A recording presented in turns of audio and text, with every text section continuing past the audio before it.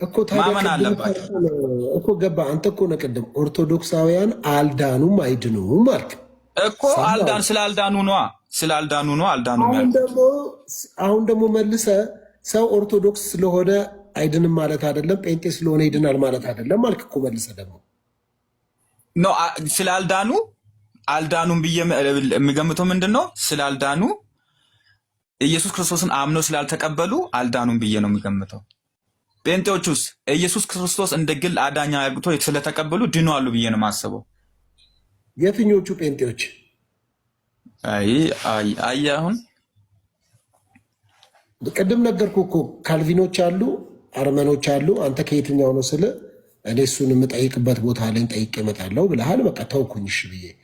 ለምሳሌ ልጆችን በህፃንነት የሚያጠምቁ አሉ። አይ ልጆች በህፃንነት ደግሞ መጠመቅ የለባቸውም አምነው ነው መጠመቅ ያለባቸው ብለው ደግሞ የሚያጠምቁ አሉ። አንተ የትኛውን ነው የምትቀበለው? አይ ጥምቀት እኔ ሳላምን አልጠመቅም። ሰው አምኖ ነው የሚጠመቀው። ማመን ይቀድማል። ስለዚህ መካነ ኢየሱሶች ጴንጤ ናቸው አይደሉም? አይ አላልኩም፣ እኔ እንደዛ አላልኩም። ጴንጤ ናቸው አይደሉም ነው ጥያቄን ጠየቅኩ። እንደዛ አላልኩም እኔ እኮ ጥያቄን የጠየቅኩ መካነ ኢየሱስ ጴንጤዎች ናቸው አይደሉም ነው ያልኩ። እኔ እኮ አንተ ያንተን ጥያቄ እኮ በአራት ነጥብ ዘጋሁት እኮ። እኔ ሰው አምኖ መዳን አለበት፣ መቀበል አለበት፣ መጠመቅ አለበት፣ አምኖ ማመን አለበት። ሰው ኦርቶዶክሶች አልዳኑም፣ ጴንጤዎች ድነዋል ብለሃል። መካነ ኢየሱሶች ልጅ ያጠምቃሉ፣ ጴንጤ ናቸው አይደሉም? ዳድ እኔ አሁንም እየተናገርኩ ነው፣ እየነገርኩ ነው። አልሰማ ብለህ ነው እንጂ ቀጥታ ጴንጤ ናቸው አይደሉም?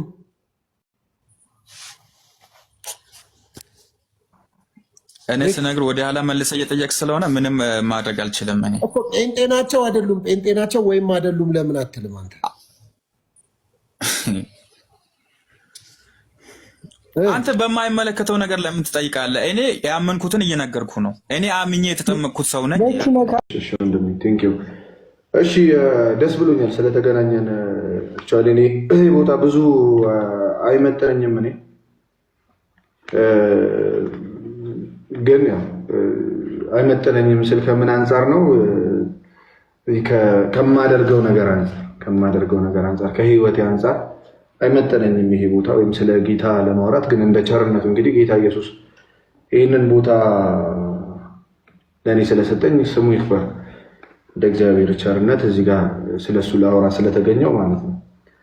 ወይ ብዙ አላወራም፣ ለሌላ ጊዜ ደቂቃ ቢሰጥ ጥሩ ነው። ኤኒዌይስ ስለ ክርስትና ላወራና አንድ ደቂቃ ከዛ በኋላ እመጣበታለሁ ወደ ተነሱ ሀሳቦች፣ ከዛ ዘጋለሁ። የመጀመሪያው ነቢያት ጌታ ኢየሱስን ሁሉም ነቢያቶች ሰብከዋል። ሁሉም ነቢይ ሲመጣ ጌታ ኢየሱስን መስበክ ነው ዓላማው። በብሉይ ኪዳንም ያለ በአዲስ ኪዳንም ያለ ማለት ነው። ሐዋርያ ሲሰብክ ጌታ ኢየሱስን ሊሰብክ መጥቷል። ጌታ ኢየሱስም ሲናገር ምን ይላል? እናንተ በመጽሐፍት ሕይወት ያለ ይመስላችኋል፣ እነርሱም ስለ እኔ የሚመሰክሩ ናቸው ይላል። ስለዚህ ጌታ ኢየሱስ ክርስቶስ አስቀድሞ ተናገረ። እወለዳለሁ አለ፣ እሰቀላለሁ አለ በነቢያት አፍ። ከዛ በዮሐንስ ወንጌል ምዕራፍ 8 ላይ ለአይሁዳውያን አንተ ማነህ ብለው ሲጠይቁት እኔ ቀድሜ የተናገርኳችሁ ነኝ አላቸው። ስለዚህ ቀድሞ የተናገራቸው ጌታ ኢየሱስ ክርስቶስ ተወለደ፣ አዳነን። ይሄኛው እዚህ ባሉ ወንድሞቼ ያው ይታመናል ብዬ ስለማስብ ቀጠል አድርጌ ግን ይህ ጌታ ኢየሱስ ክርስቶስን ማመን የዘላለም ሕይወት ያሰጣል። ግን ደግሞ ምን ብሎ ማመን የዘላለም ሕይወት ያሰጣል? ችግሩ ወይም ክርስትና የሚባል ነገር አለ፣ ምንፍቅና የሚባል ነገር አለ። በሁለት ይከፈላል።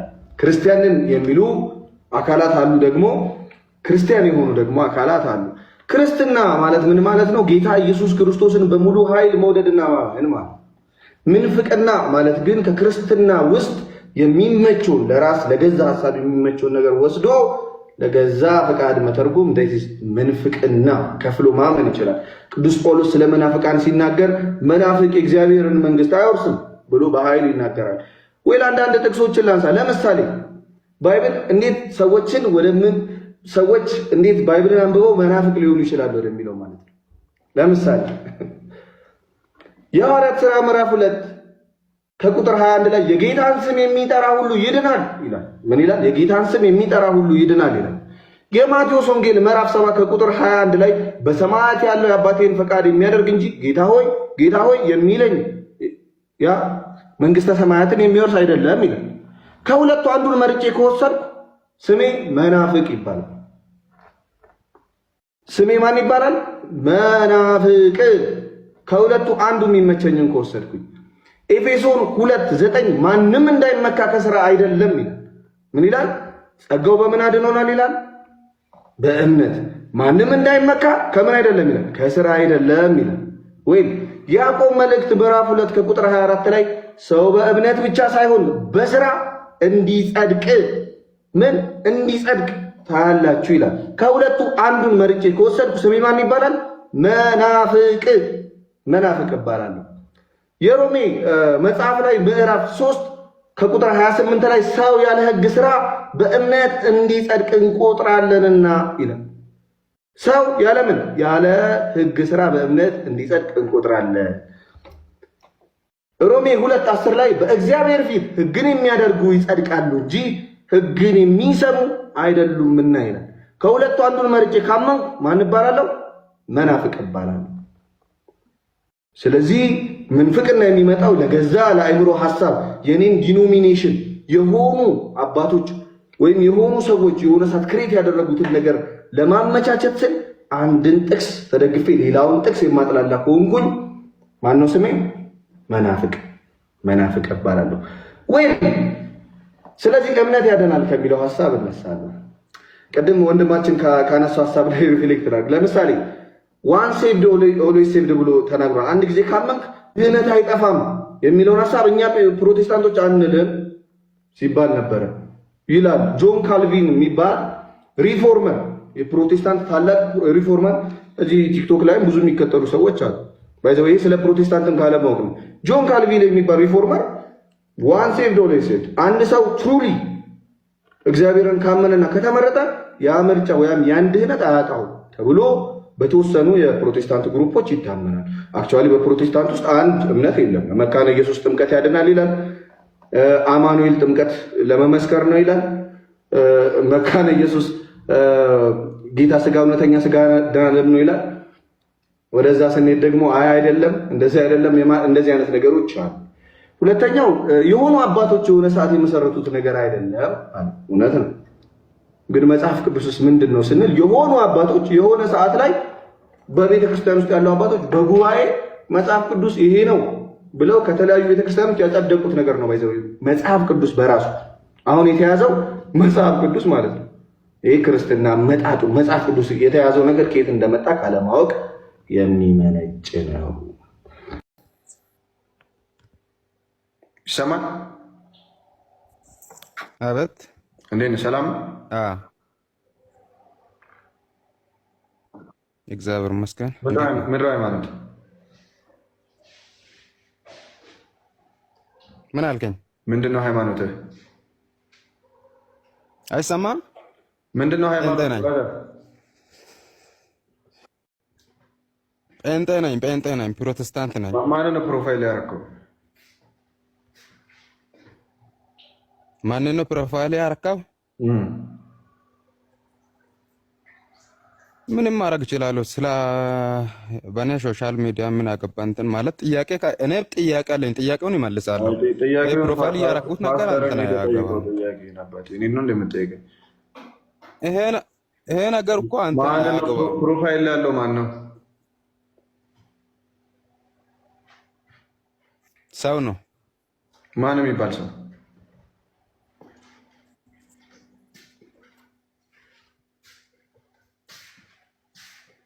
ኢየሱስ ክርስቶስን ሳምፕል አድርገን እንጠቀማለን። ታውቃለህ አንተ። ስለዚህ የእናንተ የኢየሱስ ክርስቶሳችሁ ሳምፕል ነው ይሄ። እና እናንተ ማርያም ብላችሁ ገብርኤል ብላችሁ ብዙ ነገር እየተጠቀማችሁ ነው። ያ ነገር እዛና ኢየሱስ ክርስቶስ እዚህ እኔ መጽሐፍ ቅዱስ አሁን እንደው እሺ ገባሽ እንግዲህ ከመጣሽ ማርያም ታምጣሻለሽ። ካሜራ ይላብራና ላውራሽ እንግዲህ ምንም አማራጭ የለም። ኦኬ እሺ አንዴ ብቻ ኢየሱስ አማላጅ ነው ብቻ እሱን አማላጅ አይደለም እንዳይለኝ በቃ እሱን ነው። እሱን ካለ ትክክል አይደለም ነው የምለው። መንፈስ ቅዱስ አማላጅ ነው። አማላጅ ነው። መንፈስ ቅዱስም አማላጅ ነው። ኢየሱስ ማለት መንፈስ ቅዱስ ማለት እኮ ነው። አንድ ናቸው። ኦንሊ ጂሰስ ነሽ እንዴ? አይ አይደለሁም። አብ ወልድ መንፈስ ቅዱስ ነው የማምነው። ቆይ አንዴ መኩ ቆይ ይቅርታ ብሮስኪ አንዴ ቆይ። ኢየሱስ ማለት መንፈስ ቅዱስ ማለት ነው። አብ ወልድ መንፈስ ቅዱስ አንድ አምላክ አይደል? ኦኬ። ስለዚህ ኢየሱስ ማለት መንፈስ ቅዱስ ማለት ነው። ያው ኢየሱስ ስትል መንፈስ ቅዱስ ነው። መንፈስ ቅዱስ አብ አንድ ናቸው። ግን ለሰው ልጆች የሞተው ግን ኢየሱስ ነው። ኢየሱስ ነው የተሰቀለው። ኢየሱስ ነው ያማለደን። እኛ ከሌሎቹ ምንለይበት አይ እነሱ ተሳስተዋል እኛ ልክ ነን ብለን ምንሞግትበት አንድ እውነት ሚስጥረ ሥላሴ የእምነታችን ልኬት ውሃ ልክ ማረጋገጫ ስለሆነ ምክንያቱም እነሱ ኢየሱስ ያማልደኛል ዛሬ ሲሉ አይ አያማልድህም እሱ ያለው በአባቱ ቀኝ ነው ብለን እንናገራለን። ምክንያቱም እኔና አብ ስንት ነን? አንድ ነን። ሚስጥረ ሥላሴ እግዚአብሔር ሀልወቱ አነዋወሩ ስልጣኑ ፍቃዱ አንዲት እንደሆነ በሥላሴ ውስጥ ያለውን አነዋወር የሁሉ ሶስትነትና አንድነትን ሚስጢር ካለማወቅ የተነሳ ክርስቶስን ዝቅ አብን ከፍ አድርገው የሚያወሩን ሰዎች አሉ። አዎ በሚስጥረ ሥጋዌው በኩል ነው ሰው በመሆኑ ነው ካሉን አዎ ልክ ነው። እስከ መስቀል ያለው ስራ ተሰርቷል ተፈጸመም ሲል አልቋል። ክብር ምስጋና ለስም አጠራሩ ይሁንና ቤተ ክርስቲያን ጊዜ ተሰዓቱ ሰዓትን ካዘመች በኋላ ዓርብ ዕለት ወይ ቤት ተፈጸመ ኩሎ ነው የምትለው አይደለም። ምክንያቱም ኢየሱስም አለ ተፈጸመ። ምን አለ? ይሄ ተፈጸመ የሚለውን ትምህርት ሙሉ ራሱን የቻለ ሆኖ እንመጣበታለን በቀጣዮቹ ቀናት። አሁን ግን እነዚህ ሶስቱን ነገሮች እናያቸው። ስለዚህ ሚስጥረ ሥላሴ ስንት ናቸው? ሥላሴ ስንል ሶስትነት ማለት ነው። ስንትነት? አንዱ አምላክ በሶስት አካል ይኖራል እንዳትረሱት። አንዱ አምላክ በስንት አካል? በሶስት አካል። ለዚህ ነው ሥላሴ ስንል አንድም ሶስትም ናቸው እንላለን። አንድም ነው ሶስትም ነው። አንድነቱ ሶስትነቱን አይጠቀልለውም። ሶስትነቱ አንድነቱን ምን አይለው አይከፍለውም እንዲል አባ ሕርያቆስ አንድም ሶስትም ናቸው ብለን እንማራለን። ሶስትነቱ በምንድን ነው ቢሉ በስም በአካል በግብር ብለን እንማራለን። በስም አብ ወልድ መንፈስ ቅዱስ በአካል ፍጹም ገጽ ፍጹም መልክ ፍጹም አካል አለው ብለን ለሶስቱም እናምናለን። መንፈሳዊ አካል በግብር ስንል ደግሞ አብ ወላዲ ወልድ ተወላዲ መንፈስ ቅዱስ ሰራጺ አብ አባት ወልድ ልጅ መንፈስ ቅዱስ የሚወጣ ሕይወት ማለት ሚስጥረ ሥላሴን ማመን። ከዛ ቀጥሎ ሚስጥረ ሥጋዌን ማመን።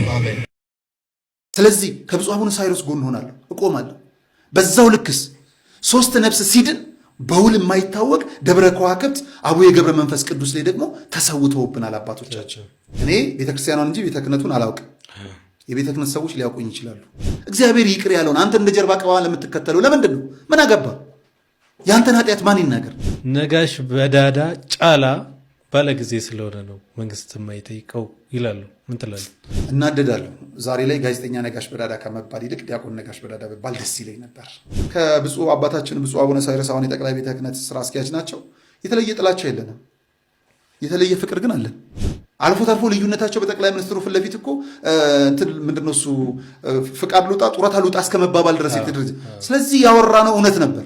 ብፁዕ አቡነ ሳይሮስ የሚያጠፉት ጥፋት ካለ ልክ ብፁዕ አቡነ አብርሃምን ስራ አስኪያጅ በነበሩ ሰዓት በሚደርሱ ጥፋቶች በሚደርሱ ችግሮች እንደምንተቻቸው ስማቸውን አንስተን ለምን እንዲሆናል ብለን እኮ ተናግራለን። ከቤተ ክህነቱና ከቤተ መንግስቱ የቱን ትፈራለህ ቢሉኝ እኔ ቤተ ክህነቱን እፈራለሁ።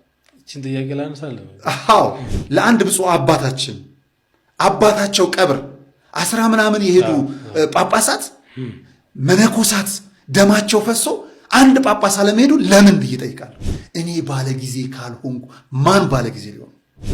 መምህር ኢዮብ አንድ ቪዲዮ ሰራው። ማናችሁ እናንተ የምትጮሁት ጳጳሳቱን የምትናገሩት ካህናቱን የምትናገሩት የሚል ልቤ ገባ። ምናልባት አቡነ ሳይሮስ ትናንትና ተጽዕኖ የፈጠሩባቸውን የሶሻል ሚዲያዎችን አሁን ዛሬ እየተበቀሏቸው ነው ብለህ ታስባለህ? አቡነ ዘበሰማያት ደግምበታለሁ እያሉ የሚፎክሩ አባት ነበር። እኔ አቡነ ዘበሰማያት አይደገምብህም ይደገምልሃል እንጂ። ከኪዳን ስንመለስ ግን ሰው ለመግደል መሳሪያ እናነሳለን። ሙስሊሙ ለሶላት 5 ነው 6 ጊዜ ይወድቃል፣ ሲነሳ ገጀራ ያነሳለን። በአማራው ክልል እንዋጋ በለው ይለን። በኦሮሚያ ፔሳ ሳንቲም ወሶዳቴ ነትም ይለን። ከፈራ ንገረኝ ነው እዚህ እንዋጋ የሚል ሁለቱን አካል እንዴት ነው የምታስታርቀው? እንደዛ አይደለም። መጽሐፍ ቅዱስ ተጠቅሷል አይደል? ሰይጣን መጽሐፍ ቅዱስ ስሙ ተጠቅሷል አይደል? ያ ቅዱስ ነው ማለት ነው ሰይጣን አይደለም። በቃ ስለዚህ ልክ እንደዛ አቋም ይዘመለስልኝ። እሺ ያው ስማቸው መጽሐፍ ቅዱስ ተጠቅሷል ወይስ አልተጠቀሰም አይደለም ጥያቄ ጆርጅ። የኔ ጥያቄ መጽሐፍ ቅዱሳዊ ነው ወይስ አይደለም? አቋምህን ንገረኝ። ስላልገባህ ነው። መጽሐፍ ቅዱሳዊ ናቸው ስትለኝ ምን ለማለት ፈልገህ? መጽሐፍ ቅዱስ ተጠቅሷል ነው ወይስ ከመጽሐፍ ቅዱስ ያግዛል ወይ ለማለት ነው? ስላልገባኝ ነው። መዘሙት መጽሐፍ ቅዱሳዊ ነው ወይስ? ግን የኔ ጥያቄ ልጠይቅ ስለገባሁ ነው። መዘሙት መጽሐፍ ቅዱሳዊ ነው ወይስ? መጽሐፍ ቅዱስ ውስጥ መዘሙት መጽሐፍ ቅዱሳዊ የሆነ ተግባር ነው ወይስ አይደለም? አይደለም። ቴንክ ዩ። ለዚህ ሲሆን አየህ ይገባሃል። አየህ መጽሐፍ ቅዱሳዊ ነው ወይስ አይደለም ስለ አይደለም ያልከኝ ምን ለማለት እንደፈለጉ ጥያቄን ተረድተሃል። ቴንክ ዩ። ሶ በተመሳሳይ መዘሙት መጽሐፍ ቅዱሳዊ ነው ወይስ አይደለም ስለ አይደለም እንዳልከኝ ሁሉ ስዕላት መጽሐፍ ቅዱሳዊ ናቸው ወይንስ አይደሉም? ጥያቄ አይደሉም። ጎበዝ ልጅ። ኦኬ ስዕላት መጽሐፍ ቅዱሳዊ እንዳልሆኑ የሚናገሩ የመጽሐፍ ቅዱስ ማስረጃዎች ካሉ ንገረኝ፣ ላውጣና ላንብብ።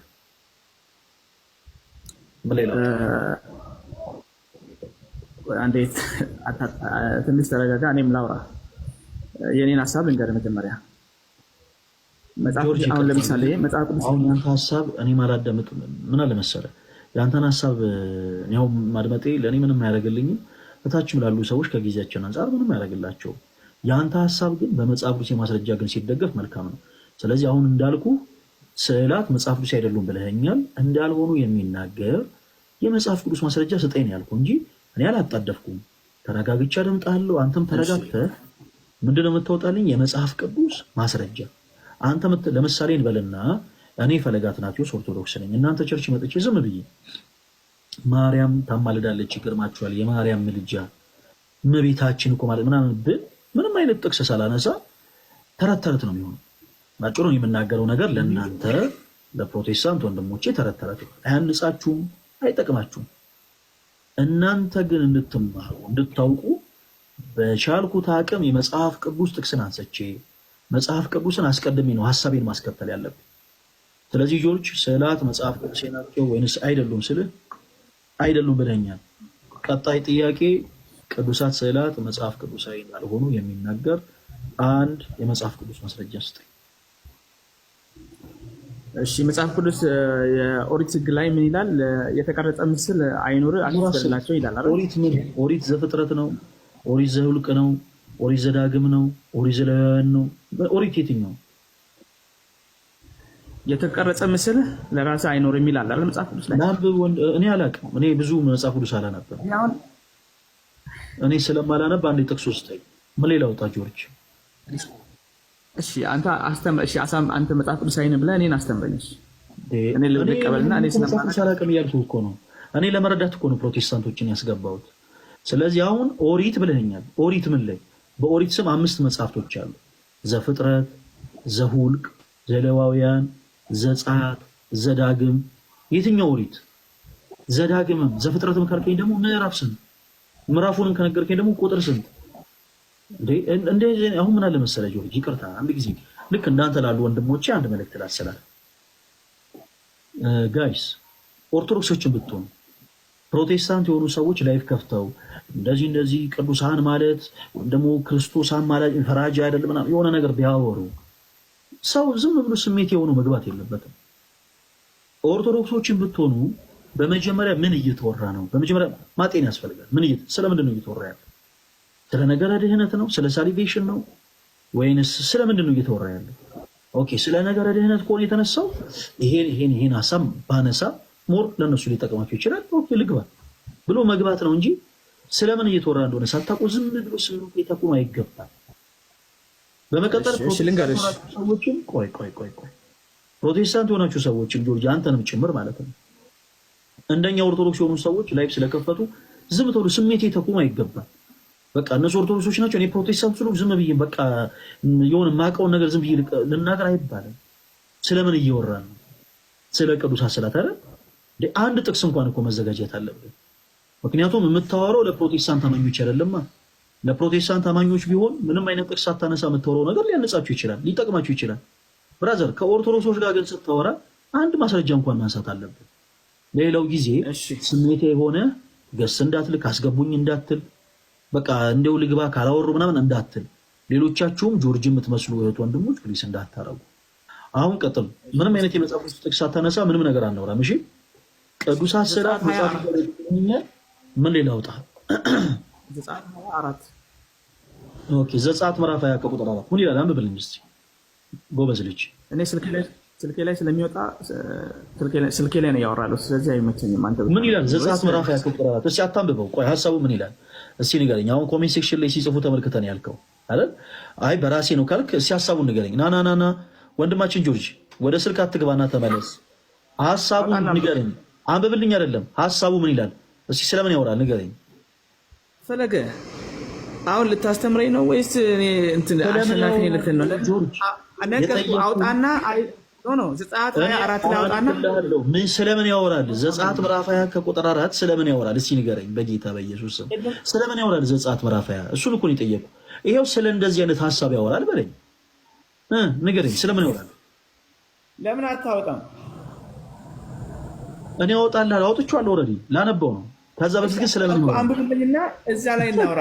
ኖ ሰኔ አነባለሁ። ጆርጅ ተው፣ ችግር የለውም ብዙ አላለፋህም። እኔ በቃሌ ላንብበው፣ አላወጣሁትም፣ በቃሌ ላንብብልህ።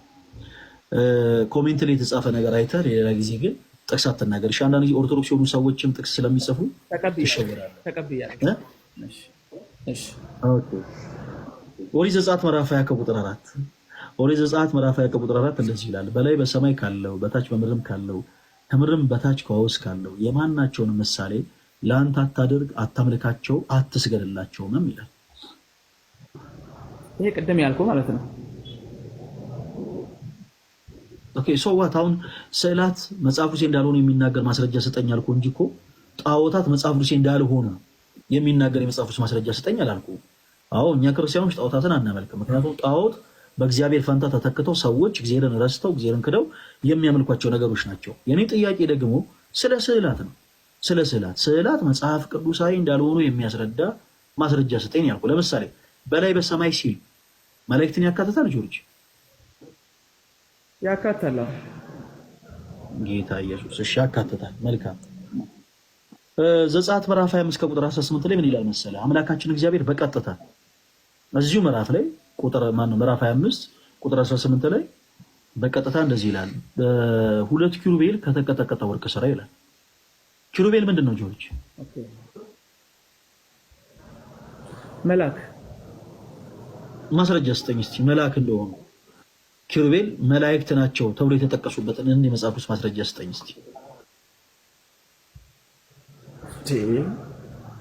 አይደሉም ካልከኝ አንተ ንገረኝ። መልአክ አይደሉም ኪሩቤል ማለት? እኔ አሁን ናቸውምም አይደሉምም አላልኩም እኮ። አንተ ለተናገርከው ሐሳብ ማስረጃ ስጠኝ እኮ ነው ያልኩህ እኮ ጆርጅ። እኔ አባት ለምን ይቅርታ እንደዚህ አትበል እሺ። አሁን ማን እሺ፣ አቤት ንገረኝ። ከዚህ ጋር ሁለተኛ ጊዜ ነው ከአንተ ጋር ስገባና አንዳንዴ የቤተክርስቲያን አስተማሪ እንደሆን ካውቃለሁ። ልታስተምርና እኔን ወደ እውነት ልትመራኝ ከሆነ የኔን ጥያቄ ልትቀበል ነው እንጂ አሁን አንተ እኔን ወደ ስተት ነው እየመራኝ ያለው። ስለዚህ እኔ ጥያቄን ላቅርብልህና አይ እንዲህ ማለት እንዲህ ነው ብላ ችግር የለም ጥያቄ ትጠይቃለህ። ምንም እንዳታስብ። እስካሁን የጠየቀኝ ነው። እኔ ግን ልጠይቅ ነው የገባሁት። ጆርጅ ወንድማችን በመጀመሪያ ነገር ልንገርህ፣ ስለ ጮክ ብሶት የሚመስሉ ድምፆችን ስላወጣ ምናምን በቁም ነገር እኔም አልሰማህም፣ እታች ያሉ ሰዎችም አይሰሙም። ነገሮችን የሆነ አንድ ፍሬ እንኳን ለመጣል ካሰብክ አላለ አንድ ሰዎች እንዲረዱልህ የፈለግከው አንድ ነገር ካለ ግን ጆርጅ ፍጥረት ውስጥ አብና ወልድ ያላቸው ሚና የተለያየ ነው እያልኩ ነው። በጣም ጥሩ፣ እሱን ያብራሩልኝ። የአብ የሚያደርገው በፍጥረት ውስጥ ወልድ የማያደርገው ምንድን ነው? አብ ነው የፈጠረው ስሩ ወልድ እንጂ ለወልድ አይነገርም። ይነገራል፣ ምክንያቱም የአብ የሆነው ሁሉ የወልድ ስለሆነ። ወይ ማምታታት! ምንም ማምታታት አይደለም፣ ልዩነት አለው እኮ ቆይ ጩና ከየት ቤተ እምነት ነው ጩና? መካነ ኢየሱስ። ከመካነ ኢየሱስ። መልካም እሺ። ጩና ሰላም ብያለሁ። ሰላም፣ እግዚአብሔር ይመስገን። ዛሬ ርዕሳችን ያው ነገረ ስላሴ ነው እና ነገረ ስላሴን ለፕሮቴስታንቶች እናድርስ፣ ምክንያቱም አያውቁትም። ብዙ ጊዜ ስለ ስላሴ ስናወራ ስለ ኢየሱስ ብቻ አውሩን፣ ስለ ኢየሱስ ማውራት ብቻ ነው የሚያድነው ይሉናል እና ያንን እስቲ በደንብ እናጥራ ብለን ነው። ኦኬ፣ ቅድም የጠየኩን ጥያቄ ስለሰሙኝ ልቀጥል በዛው። አብ በወልድ ውስጥ፣ ወልድ በአብ ውስጥ እንዴት ነው የሚኖረው? መንፈስ ቅዱስ በአብና በወልድ ውስጥ እንዴት ነው የሚኖረው ማለት ነው ባጭሩ? እሺ፣ አብ ለወልድ ምኑ ነው? አብ ለወልድ አባቱ። እሺ፣ ወልድ ለአብ ምኑ ነው? ልጁ። መንፈስ ቅዱስ ለአብና ለወልድ ምንድን ነው? እስትንፋስ ወይም ደግሞ መንፈስ። እሺ፣ ወልድ ለመንፈስ ቅዱስ ምንድን ነው? ወልድ ለመንፈስ ቅዱስ ሕይወቱ ነው ወይም ደግሞ መንፈሱ ነው። የኢየሱስ መንፈስ ስለሚል መንፈሱ ነው። ወልድ ለመንፈስ ቅዱስ አይደለም፣ መንፈስ ቅዱስ ለወልድ ማለትም መንፈስ ቅዱስ የኢየሱስ መንፈስም ተብሎ ተጠርቷል። ስለዚህ የኢየሱስም መንፈስ ነው፣ የወልድ መንፈስ ነው። ጥያቄ፣ ወልድ ለመንፈስ ቅዱስ ምንድን ነው? ኦልሬዲ ሪቨርስ ማድረግ ትችላለህ። ማለትም ለምሳሌ የአብ መንፈስ መንፈስ ቅዱስ ማለት ይሄ ለወልድ መንፈስ ቅዱስ መንፈሱ ከሆነ መንፈስ ቅዱስ ደግሞ ለወልድ ሕይወቱ ነው ማለት ነው፣ ወይም መንፈሱ ነው። ወልድ ለመንፈስ ቅዱስ ምንድን ነው ጥያቄ? የአባቱ መንፈስ ወይም ደግሞ የራሱ መንፈሱ ነው። አንዱ ማለት የወልድ መንፈስ መንፈስ ቅዱስ ነው። ይሄ ነው መጽሐፍ ቅዱስ ያልኩት እኔ ጥያቄ። ወልድ ለመንፈስ ቅዱስ ምንድን ነው? እስኪ ንገረኝ አንተ። እኔ እንጃ። አሁንማ እኛ እየጠየቅን ነው። ካላወቁት ፓስተሮትን ጠይቀው እንዲመጡና ሊነግሩን ነው። አይ ፓስተሬን አልጠይቅም። መጽሐፍ ቅዱስ የሚለውን ያህል እየነገርኩ ነው። የኢየሱስ መንፈስ መንፈስ ቅዱስ ከሆነ ለምሳሌ ኤግዛምፕል ላስረዳህ እኔ በአንተ ማለት ነው። ምክንያቱም ወልድ ለመንፈስ ቅዱስ መጽሐፍ ቅዱስ የሚለው ወልድ ለመንፈስ ቅዱስ እየመለስኩልህ እኮ ነው። ወልድ ለመንፈስ ቅዱስ ምንድን ነው? ቀላል። ወልድ ለመንፈስ ቅዱስ ምኑ ነው? ነው ቃሉ ነው። እሺ ምኑ ነው? ቃሉ ነው።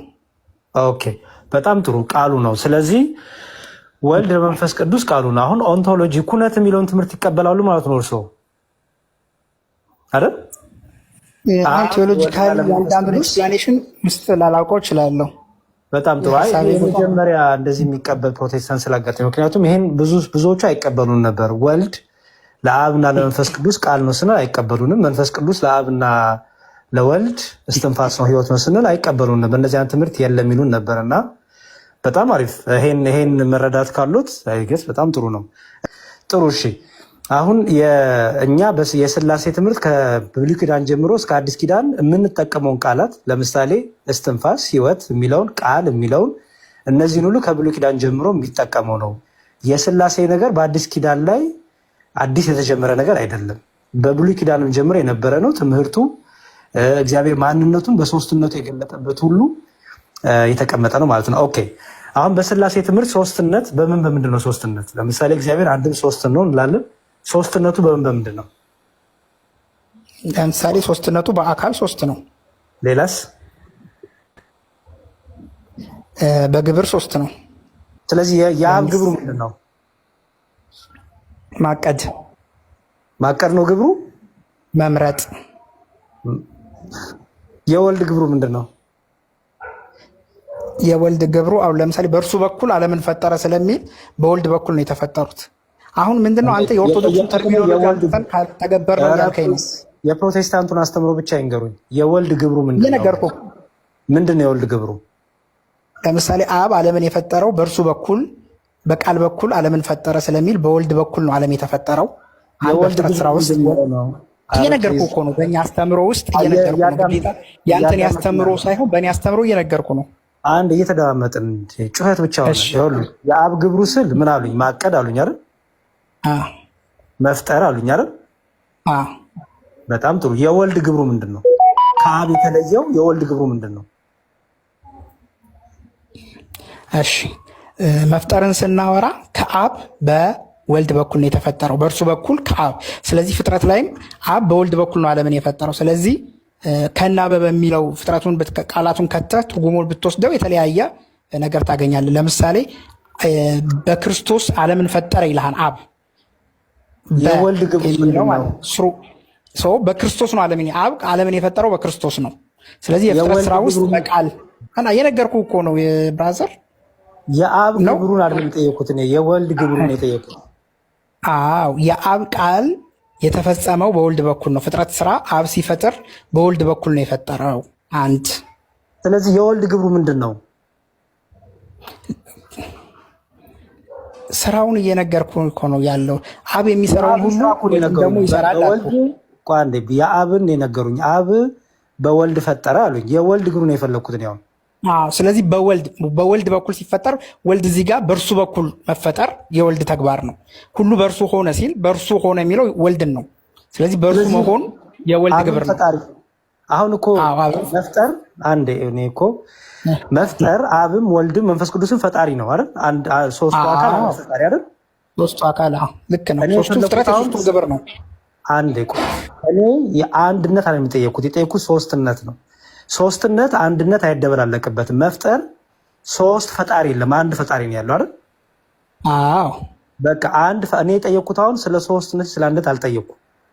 ስለዚህ አንድነት ሲወራ ሶስትነት አይወራም፣ ሶስትነት ሲወራ አንድነት አይወራም። ለምሳሌ ሶስት ፈጣሪ ካልን አይሆንም። ሶስትነት ውስጥ ከተን መፍጠርን ለሶስትነት ከሰጠነው አይሆንም።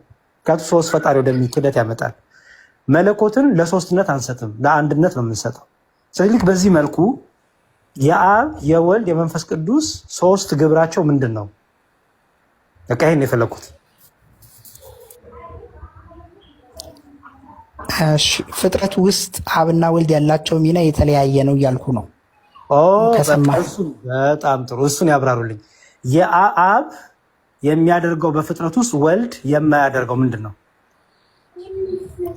አሁን አብ የሚያደርገው ወልድ የማያደርገው ነገር ተብሎ መጽሐፍ ቅዱስ ላይ አልተብራራም። መጽሐፍ ቅዱስ ላይ ባለው መሰረት ልንገርህ። አብ በወልድ በኩል ፍጥረትን ፈጠረ ካለ በኋላ መጽሐፍ ቅዱስ ሁሉ ነገር ከአብ እንደሆነ ይነግረንና በወልድ በኩል እንደሆነ ይነግረናል። አሁን ከአብ በኩል በወልድ በኩል ፍጥረት ተፈጥሯን ብሎ ይነግረናል። የተለያዩ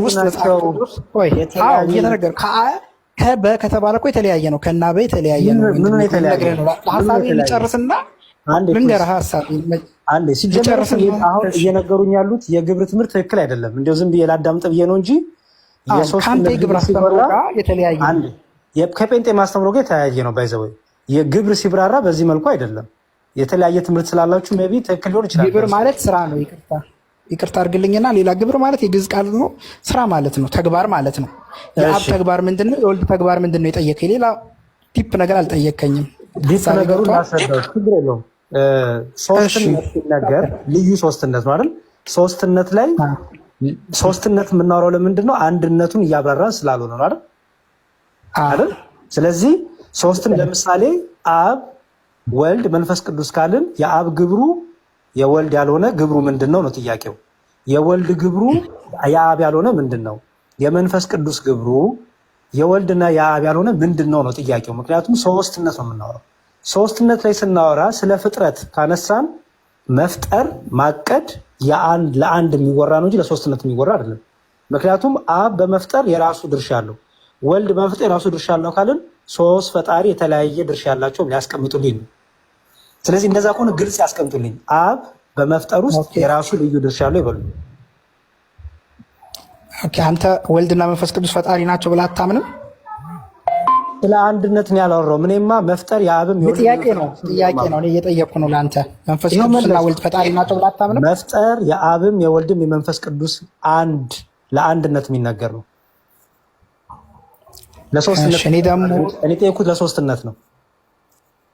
ኦኬ እኔ ደግሞ ስለ መፍጠር ሳወራህ አብ በወልድ በኩል ፍጥረትን ፈጠረ ሲል የአብና የወልድን ሚና ለይቶታል እያልኩ ነው። ምንድነው ልዩነቱ? በጣም አሪፍ ልዩነቱን ያስረዱኝ። ምንድነው ልዩነቱ? የአብ ሚና ምንድነው?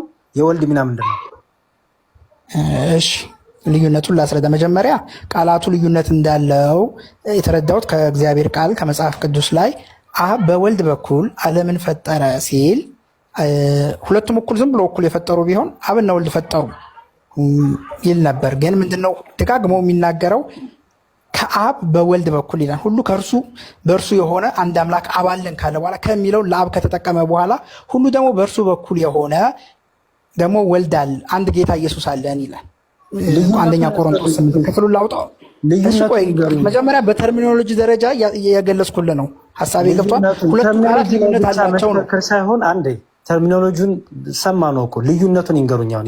መጀመሪያ ተርሚኖሎጂን ከሰማኸው ኦኬ ምንድነው መጽሐፍ አብራርቶታል ወይ በወልድ በኩል ሲል ዲፕሊ ይሄ ብሎ አብራርቶታል ወይ ካልከኝ እኔ እስካሁን የተብራራ አላገኘውም። ሀሳቤ ገብቷል?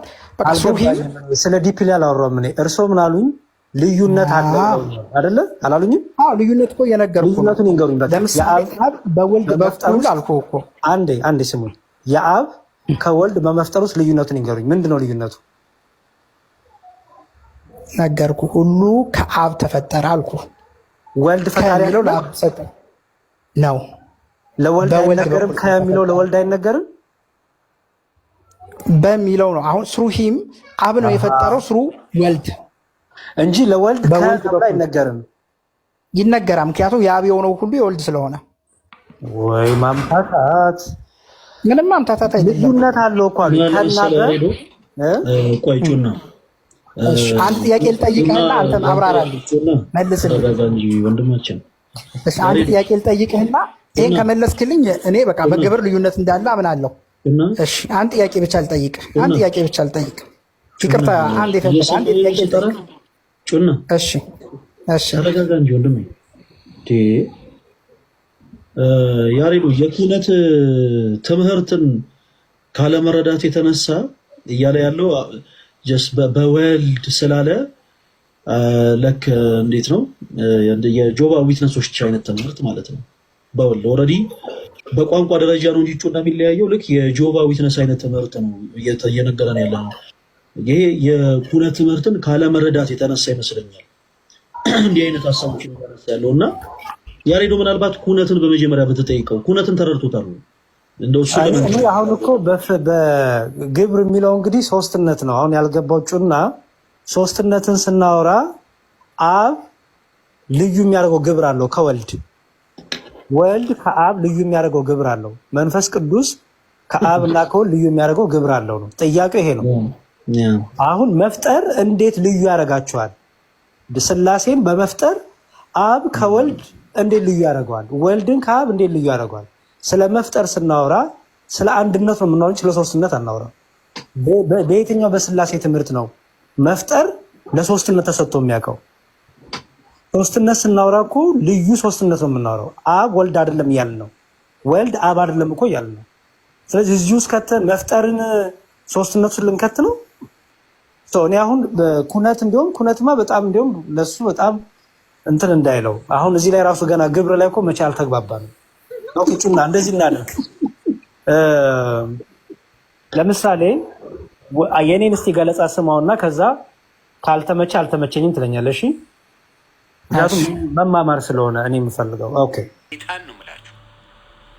ማናቸውንም 10 ሚሊዮን ሌላ ሰው ከሚያዩ እኔ የኢትዮጵያ ወንድሜና እህቶቼ ቢታዩ ይሻለኝ። I don't get jealous. በተአምር አልቀና ቪው እኔ ዮኒ ማኛ ገዝቶ ነው ለምን አላለችውም? 30 ሺህ እኮ ቪው ለመጀመሪያ ጊዜ ገብቻለሁ እኔ እንዴ ሀቢባ 20 ሺህ 22 ሺህ ቪው ይገባሉ። ቤታዩ 10 ሺህ 20 ሺህ መግባት አለብሽ። እኔ እንዲያውም ላስላስ የምጀምረው ቤታየው 20 ሺህ ካልገባሽ እልስሻለሁ። ከ10 ሺህ የቀነሰ ጊዜ ጸበኛሽ። ቀጥ ሌሎቻችሁም ቀጥሉ። ምንድን ነው ችግሩ? እህቶቻችን ወንድሞቻችን በምንም ጉዳይ ይሁን 20 ሺህ ገቡ በቪው ሰው I'll be happy with it. What? Gonna get jealous? ምን አገብቶኝ በቃ ሰው ተመቸው እንዴ? አራድዬ ልጅ እኮ ይታጠፋል። እልም ነው ሸከተፍ ብሏል። በቃ የሆነ ሰው ተወደደ የሆነ ጊዜ ላይ ታይም አለው ሁሉም እንዴ ታይም አለው። ኤኒባዲ ጋታ የሆነ ጊዜ ላይ አውትሻይን ታደርጋላችሁ ማናችሁም ወንድምናቶች ዩ ዱ ዴ። አንዳንዴ ደግሞ ተከስማላችሁ። ልባችሁን ግን ሶሻል ሚዲያ ላይ ይታያል። ቅኖች ናችሁ ወይስ ተንኮለኛ ናችሁ ወይስ አላማችሁ ምንድን ነው የሚለው ይታያል። ሰው ያያል በደንብ አድርጎ። ስለዚህ ይገረ ሲዛ ፓርት መዋደድ ከልብ መጠላላት አያስፈልግም። ቃላቶች ናቸው። ላሰላሳል አለቅ። ከዛ በላይ አትሂዱ። በቃ ከዛ ጥግ በላይ አትሂዱ። የመሸነፍ ምልክት ነው። አሁን ለምሳሌ እኔን ለማናደድ በወንድሜ እንድሰደብ የፈለጉ ሰዎች ነበሩ። ወንድሜ መጥቶ እንዲሰድበኝ ቢቻል እናቴ ቤት ሄደው እናቴን ሊያናገሩ በቃ የኔ ላሰላስ ምናምን ጨርቅ ያስተላል። እኔ ችግር አለብኝ። እኔ የሆነ ነገር ነው ምነካው፣ ቅቡ ነው የማደርገው። በፊት ሰይጣን በሚሰራበት ዘመን እኔ ላይ የሆነች ነገር ጠብ ነው የማደርገው። እዛ ቀውሼ ነው የምፈጠፍጠው የነበረው። እናቱ ጋር ሄዳለሁ። ወንድሙ እኮ እንዲህ ነው፣ አያቱ እንዲህ ናቸው፣ ዘሩ እንዲህ ነው፣ ወንድሙ እንዲህ ነው፣ የወንድሙ ሚስት እንደዚህ ናት፣ የባሉ ሚስት ምናምን የማይባል ነገር የለም። አንዳንዱ አይችልም። አትጀምሩ። ላስላስ እኔ የምላችሁ አትጀምሩ። የማትችሉ ከሆነ ዶንት ዱ ኢት ዩ ኖ ዋት ዊ ጉድ ማለት አለባችሁ።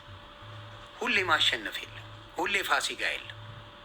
አንዳንዴ ላስል። አሁን ለምሳሌ ጆከር ሁልጊዜ ጌም አሸናፊ ነበር። በአንድ ኤርትራዊ ተሸነፈ። ዲስ ኢዝ ፓርት ኦፍ ላይፍ። ሀቢባ እንደዚህ የሰስቷ ተይዞ ነበር በቪው ስለበለጠች ብቻ። እኔ ትንቢት ተናግሬ ነበር በሀቢባ ሳልጠነጥጥ ሀቢባ ነግሬሽ ነበር። እኔ አኖ ሶሻል ሚዲያ ማክስ አድርገው ነው ያስገቧት። ሳልጠነጥጥ ነው እኔ ሀቢባን ሀቢብቲ አረጋጊው፣ ነፍሷ እንደዚህ ነገሮች ሊከረበቱ ይችላሉ። በማክስ የገባይ ሰው የመጀመሪያ ቲክታከር እሷ ናት። እኔ ትመቸኛለች። ጌታ በውስጥ በጣም አውራታለሁ። ትመቸኛለች። ልጆቿ ይባረኩ። ለልጆቿ ለባሏ ያላት አክብሮት ዊል ሪስፔክት አለው። መጣለሁ ጆካ እየመጣለሁ። በጣም ለባሏ ያላት ለልጆቿ ያላት ሪስፔክት በጣም ደስ ይላል። እኔ እናቶች ስፍስፎች ናቸው፣ አበሻ እናቶች እስከማውቀው ከተወሰኑት በስተቀር እና ብዙዎቹ በፕሮቴስታንት ያለ በሙስሊም ያለ በምን ያለ ምናምን ነገር እኔ በጣም ደስ ነው ያላችሁ። እና ወደ ላስላሴ ስመለስ ሱፌን ተፋቱ። እኔ ታይት አድርጌ አልመጣም። ሱፌን ተፋቱልኝ። በጋ አምላክ ግደሉ። ታይት አድርጌ አልመጣም። ሱፌ እንደ ዘመኑ ጎረምሳ ጥብቅ ያለ ከሴት የበለጠ ተጎትቶ በሰው የሚወጣ ሱሪ አድርጌ አልመጣም። ግደሉ።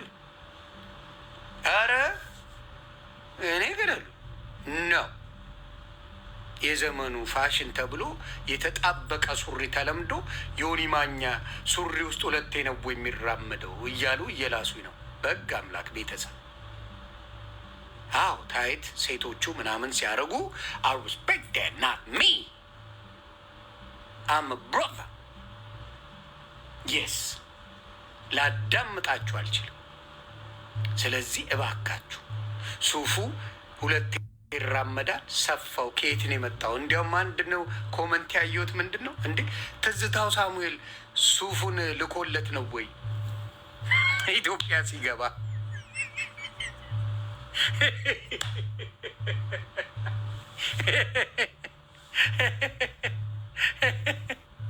ዮኒ ሆቴል ውስጥ ሆቴል ገንዳ ውስጥ ነው ያጠመቋት። ኖ የፕሮቴስታንት ጥምቀት እንደዚህ ነው በነገራችን ላይ ሆቴል ውስጥ ነው ያጠመቋት ምናምን ብለው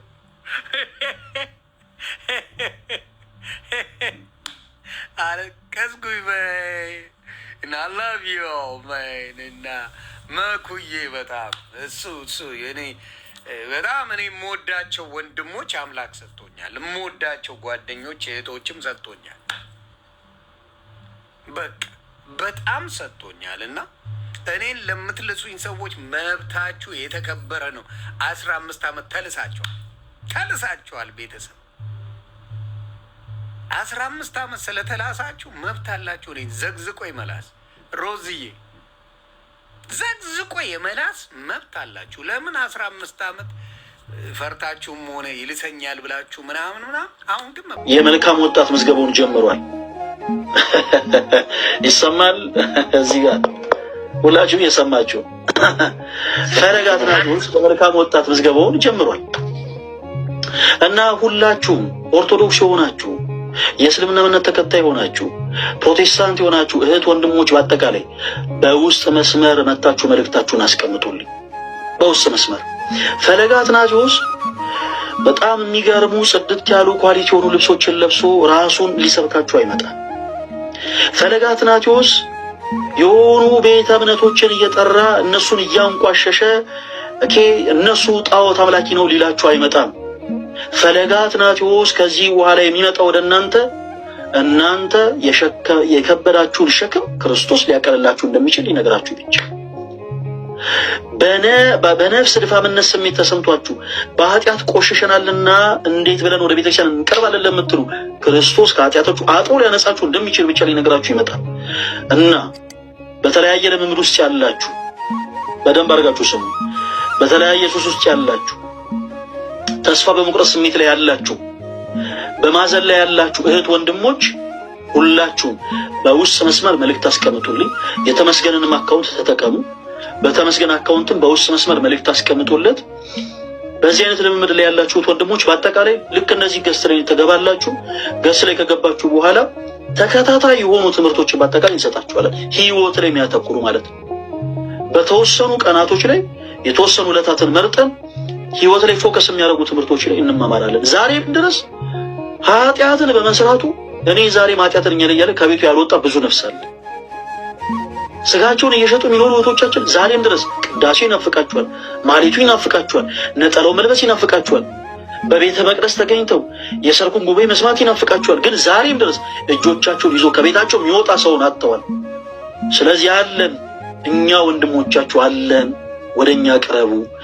እኛ የምናመልከው የጌቶች ጌታ የአምላኮች አምላክ የንጉሶች ንጉስ የሆነው ጌታችን መድኃኒታችን ኢየሱስ ክርስቶስ እርሱ ከኃጢአታችሁ ሁሉ አጥቦ ያነጻችኋል።